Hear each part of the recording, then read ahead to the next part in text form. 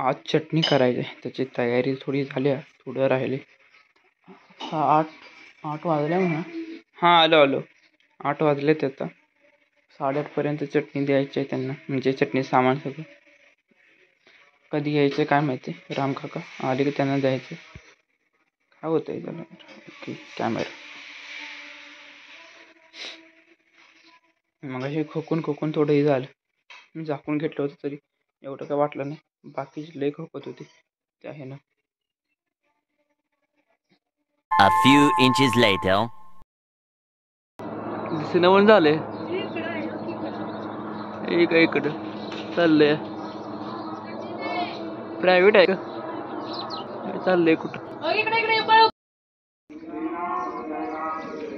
कुठे गेलं. लय लांब गेलं.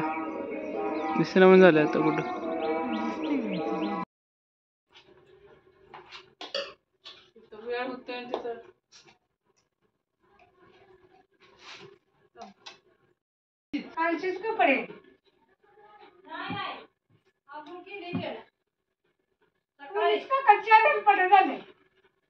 तोच ना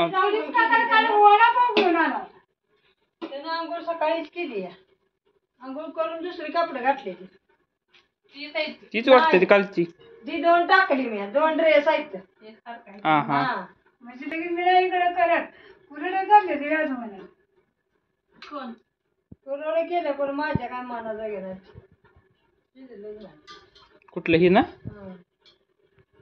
कुठली कुठे आहे ती. म्हणून अशी झाली. अगं बाई मी म्हणते गावात मला अजून बघायचं ना. आणि तू डोकं कुठपर्यंत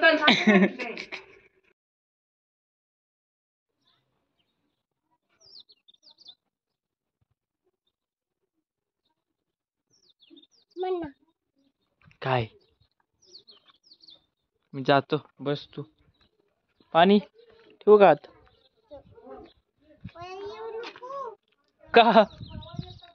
का येऊ नको. घरात ठेव. हा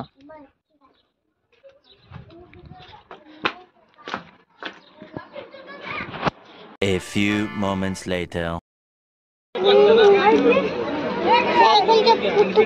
सायकलचा फोटो काढायचा. थांब काढू दे का फोटो. दाखव ना आता. सायकल कुठे तू दाखव. आहे ना सायकल. काढला की सायकलचा फोटो. हा ग्रीन सायकल. बाजार करायला आलो आणि त्यासोबत मी आता केस सुद्धा कापले. तो काही गाडी येत नव्हता बरोबर. तो दिदी भाऊ सोबत होता. तो पण दिदीने थोडा बाजार केलाय आणि आता त्याला घ्यायला लावले. तो काय थांबून झालाय कुठं एका जागी. त्यासाठी थांबावं म्हणून हे घेतले सायकल.